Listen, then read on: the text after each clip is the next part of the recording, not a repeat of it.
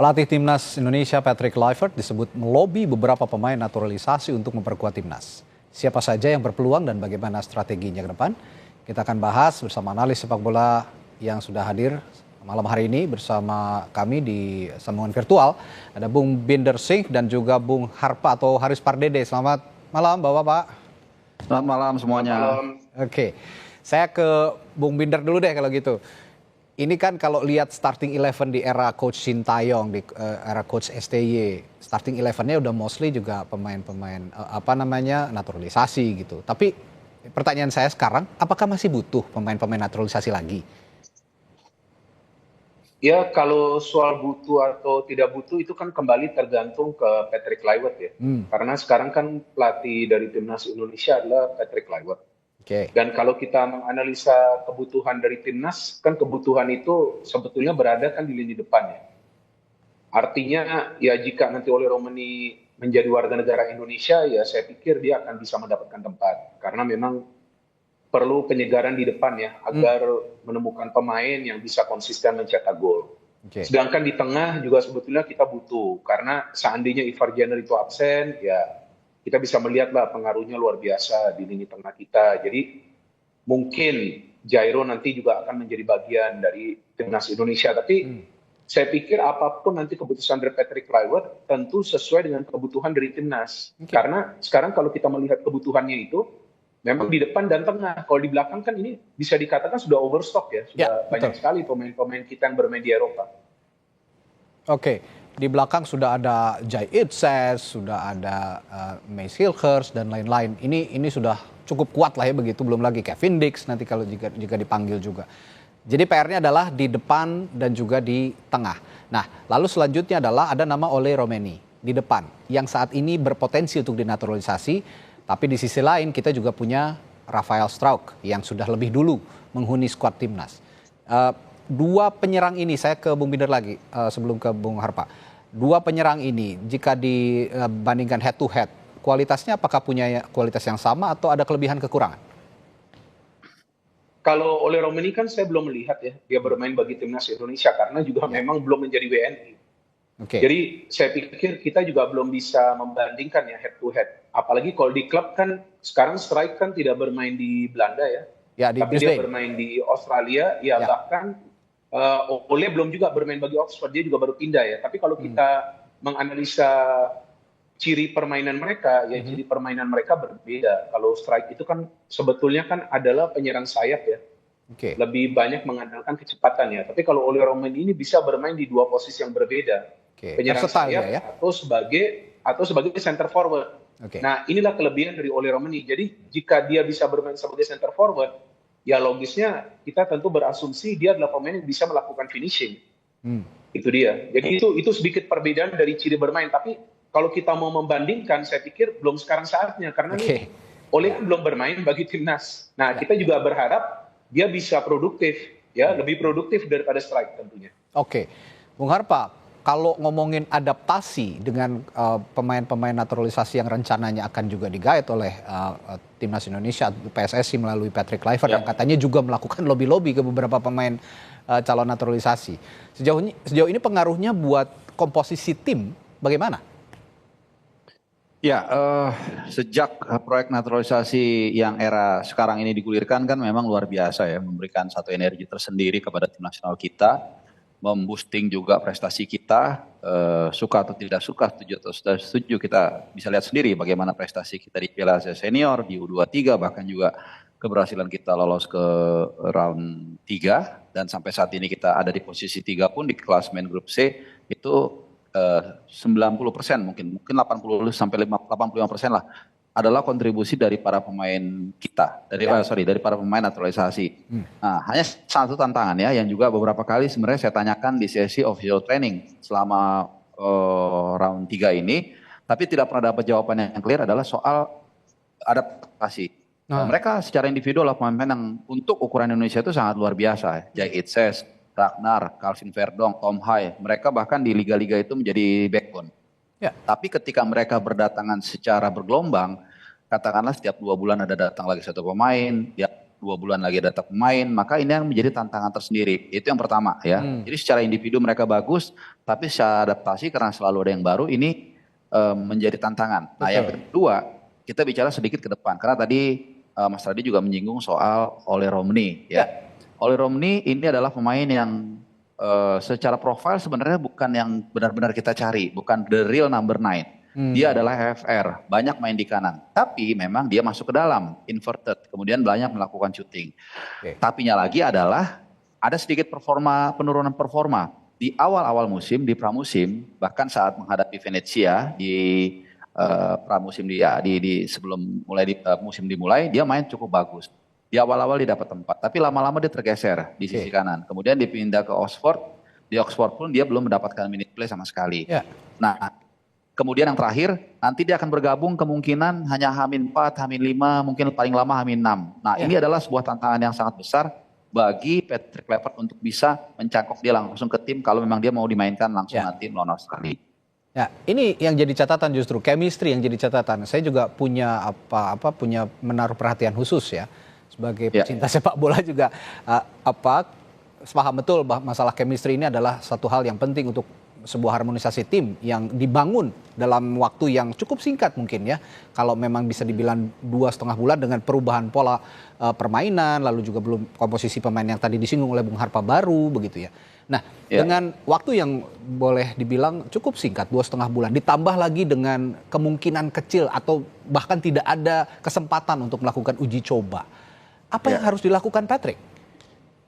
Yang dilakukan Patrick adalah tidak terlalu banyak melakukan perombakan. Dan saya sudah sempat juga berbicara dengan beberapa pelatih ya, the real pelatih yang memang saya perlu juga mengkonfirmasi standing point saya ya, karena mereka benar-benar berkecimpung di sana sejak dulu dan mereka memberikan narasi yang sama, memberikan standing point yang sama bahwa di tengah-tengah situasi seperti ini paling mungkin hanya 20-30% yang akan dilakukan perubahan oleh Patrick Kluivert ya. Karena sebagai informasi saja, ini sudah confirm, ini tidak ada TC, tidak ada TC ya sampai nanti tanggal 20 Maret. Dan seperti yang tadi saya ungkapkan, mereka hanya berkumpul para pemain diaspora terutama, karena mereka kan backbone kita itu hanya let's say 3 sampai 5 hari sebelum kick off. Nah, jadi dan katanya mereka akan latihan di Sydney, dan latihan di Sydney ini bayangkan kalaupun mereka sampai H-4 misalnya Mas Radi dan juga pemirsa, ini mereka baru terbang 25 jam loh. Jadi pasti nggak akan fresh juga begitu sampai. Iya betul, pasti menguras tenaga juga itu. Betul, jadi dan ada satu, ini selalu saya katakan ya, don't change your main gun in the middle of the war. Jadi mau lebih bagus pun, kalau diganti senjata yang lebih bagus, ini mengandung resiko, ini falsafahnya sangat dalam nih. Jadi lebih baik pakai yang ada, mungkin oke lah, gak apa-apa ditambah 1-2 seperti Jair atau Ole, tapi ya itu pun gak ujuk-ujuk dia mungkin langsung main dari babak yang pertama. Mungkin ya sekali lagi seperti yang Bung Miner katakan, semua hak prerogatif adalah di pelatih, bukan di pemain, bukan di ketum, bahkan bukan di fans. Nah kalau gitu begini, saya mau tanya juga ke Bung Miner, di tengah di tengah sempitnya waktu, minimnya upaya untuk membangun harmonisasi tim, tapi kita juga ingin dong membangun optimisme terhadap timnas kita yang punya keinginan kuat untuk masuk ke Piala Dunia. Menurut Bung Binder, untuk membangun optimisme di publik sepak bola Indonesia dengan misi Indonesia masuk ke Piala Dunia, apa kira-kira yang bisa kita kita bangun optimisme itu? Ya kalau mau dibangun optimisme ya kita juga perlu menunggu ya apa yang nanti akan dilakukan oleh Patrick Kluivert, karena sekarang ini kan kita tidak bisa berasumsi juga. Soal Patrick Kluivert akan sukses atau gagal, atau bahkan kita juga tidak bisa melakukan perhitungan bahwa timnas akan mendapatkan 1 poin, kemudian akan mendapatkan 3 poin lawan Bahrain. Karena itu kan hanya dari segi target ya. Patrick Kluivert mengatakan total 4 poin. 1 poin lawan Australia, 1 poin lawan Bahrain. Jadi saya pikir kalau sekarang ya kita perlu menunggu. Kalau soal optimis, ya kita juga nggak bisa menyalahkan orang lain jika orang lain tersebut tidak optimis. Karena ini kan sebuah perubahan yang terjadi, ya kan, perubahan pelatih. Jadi saya pikir kita tidak bisa memaksa orang lain agar optimis gitu, kan nggak bisa optimis. Itu tapi maksud saya dari dalam hati ya. Dengan opsi munculnya pemain-pemain naturalisasi yang konon punya kualitas yang baik, apakah optimisme itu bisa dibangun kira-kira? Ya bisa dengan materi pemain. karena materi pemainnya sekarang ini menjanjikan. Saya tidak mengatakan bahwa sudah komplit, karena kan perlu pemain di depan dan tengah. Betul. Tapi ini menjanjikan, dan saya selalu mengatakan bahwa yang akan membantu Patrick Kluivert itu adalah materi pemain yang sekarang sudah bagus. Jadi itu akan membantu, plus materi pemain ini adalah mereka yang mayoritas dibina di Belanda, ya kan? Ini kan faktanya kan seperti itu. Ya.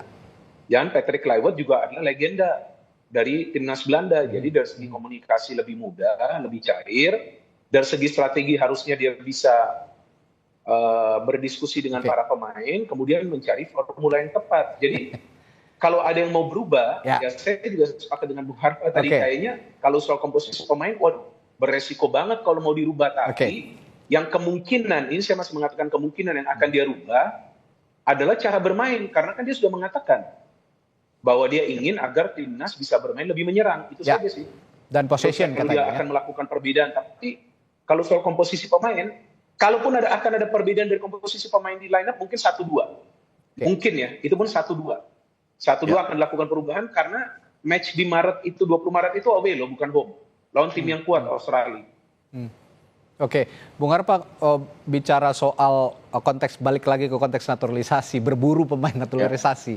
Ini diharap PSSI sebagai federasi sepak bola kita, berharap juga pada Patrick Kluivert bisa menjadi daya tarik begitu ya kira-kira untuk pemain-pemain naturalisasi atau pemain-pemain calon naturalisasi yang bermain di liga-liga Eropa yang punya kualitas baik.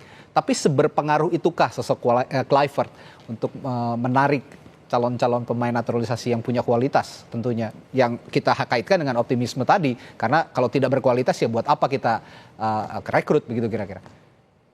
Ya, kalau kita bicara independen ya, hanya seorang Patrick Kluivert untuk bisa menjadi quote by quote scouting dari calon pemain naturalisasi udah pasti. Ya, contoh saya sering mengungkapkan ini berkali-kali ya. Jens Raven itu ayahnya literally teman dekatnya Patrick Kluivert. Dan saya juga tadi baru ngobrol dengan ayahnya, dan ketika Patrick Kluivert datang ke Stadion Madia, itu dia mengucapkan sesuatu. Yang diucapkan adalah I play with your father katanya. Jadi kita bisa bayangkan bagaimana anak-anak umur 20 tahun, 21 tahun yang mungkin waktu kecil dia nonton Patrick Kluivert main sebagai bomber ganas, kemudian didatangin. Itu pasti menjadi magnet, udah pasti itu benar. Hanya satu kritikan saya di sini adalah kontradiktif apa yang dikatakan oleh Patrick Kluivert, which is bagus sekali. Honestly saya mengatakan bagus. Dia mengatakan sesuatu yang sangat indah. I want the local players the heart of the team. Tapi di sisi lain, Esko PSSI mengatakan menunjuk pelatih untuk menarik magnet pemain-pemain diaspora. Nah, ini kan kontradiktif, gitu. Jadi kalau kita menyusun tesis ini nggak konsisten, gitu. Jadi yang manapun it's okay, nggak apa-apa. Nah, yang kedua, saya mendengar ini masuk isu ya, tapi ini ada implikasinya ke kita.